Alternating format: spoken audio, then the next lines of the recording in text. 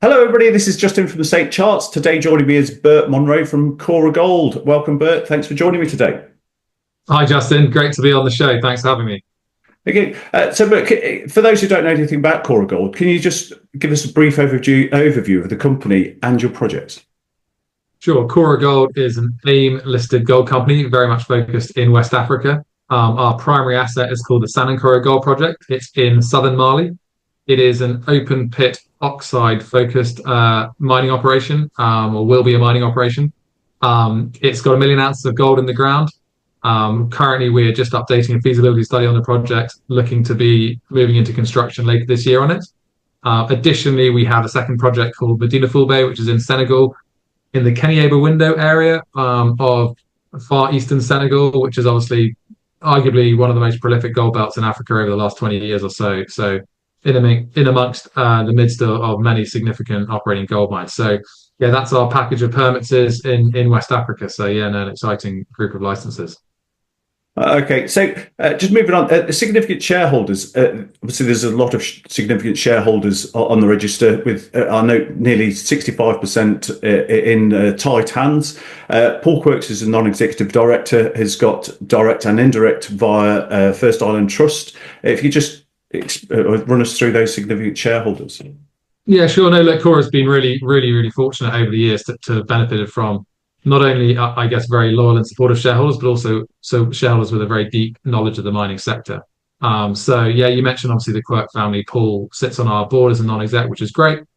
His family own a little over 30% of the business. They have a multi-generational, multi-decade-long track record of being owners, investors, and operators of very successful mining businesses, predominantly in Africa. So great to have their experience on the board. Obviously, behind them, there's a whole bunch of other large shareholders, including obviously Lord Michael Farmer, who's obviously a metals trader by background, co-founded Red Kite, which is a metals trading business, also mine finance business. And additionally, there's obviously other significant shareholders as well. So look, yeah, really lucky to have a very supportive shareholding group who have supported us through the multiple phases we've moved through with Cora, and obviously as we move towards construction. But also their depth of knowledge as well in the sector obviously offers a lot of value as well. Yeah, very good. The recent fundraise back in March, I think you raised just over 1.5 million. How long will that capitalise the company for? Yeah, that'll keep us going for over a year in terms of budget. But I think really for me, the reason we raised the money was to drive forward the project. We raised it just after the permit moratorium had been lifted in Mali. It had been in place for over 2 years while the government was putting in a new mining code. With the lifting of the moratorium, that really started the bell for us in terms of getting operationally ready. So we've kicked off essentially a repricing exercise for the feasibility study. Excuse me, which is ongoing at the moment. And obviously concurrently with that, we're working with the government closely to move forward our permits in Mali. So really for me, it's about driving this project forward and making sure we're able to move into construction during this year. Okay, and just going on to your main project, I know that there's $70 million dollars of debt funding in place for the project. How will the remainder be financed? Yeah, so we have a $70 million debt mandate with Atlantic Finance, which is a large West African focused bank, which is great. At the same time we put that in place back in 2023, we also drew a $20 million convertible loan note from our existing shareholders. That loan note was designed to convert to equity on receiving a mining permit, which obviously would have funded the $90 million capex of our 2022 DFS.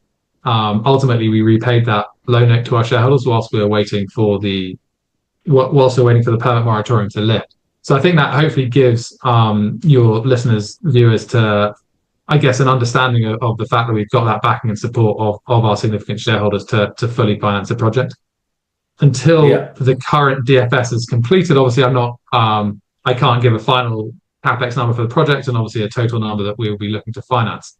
Obviously, the gold market has moved on significantly since we did our last study. The last study, the gold price was at $1,750, and those are the economics we based our project on. Obviously, it's moved on significantly since then. So I guess there's been an awful lot of positive movement in the period while we've been waiting. But yeah, certainly, look, we've got a supportive share register, and obviously would be looking to fully finance the project as quickly as possible once our feasibility study has been completed that we're currently doing.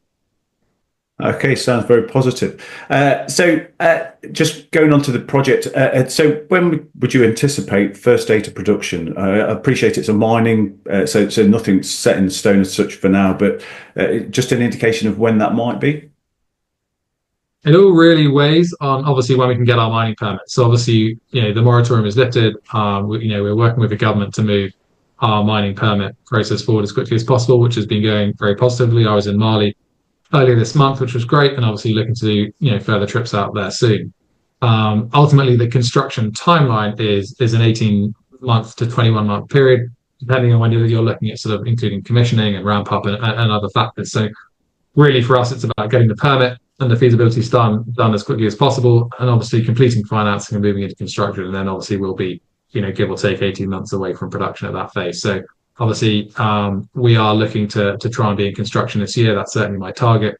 So I guess obviously whenever that starts, people will then know when we're looking to pour first gold. But at the moment, it's hard to be, put a line in the sand of when we're actually looking to do exactly pour first gold, but certainly those are the sequences and that's the sort of the timeline for the construction when we get into it.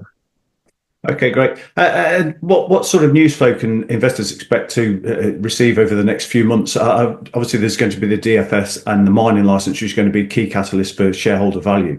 But if you just run us through, obviously, those and any other news that might be due over that next few months. Yeah, January of this year, we updated our mineral resource estimate, MRE. So now we've got over 1 million ounces in resource. Obviously, that sort of started the kickoff of an updated feasibility study, which is going on as we speak. And obviously, concurrent with that, obviously updating our reserves as well. When we last did the study in reserves, we were using 1650 for our pit shells and 1750 for our economics on that study. So obviously, the gold price has moved on a lot since then, which is really positive, and obviously looking to sort of freshen up those studies. So that will give us plenty of news flow in the coming months. As you said, concurrent with that, we are progressing our permits, which obviously will also give us more news flow, hopefully. And obviously, as I alluded to, obviously the financing element to this, which is obviously hopefully going to be happening as concurrently with those other two work streams as we can. And obviously, we are also looking to get ourselves as operationally ready as we can as well. So an awful lot happening, obviously, with the company as we look to get ready to start construction. So I'm sure that will be generating lots of positive news flow for us to get out there and talk to investors about. Yeah, exciting time for shareholders. Thank you very much, Bert. That's great, and hopefully we can catch up with you again soon. Absolutely, love to come on again, and thanks a lot for your time and for having me. Yeah, thank you very much.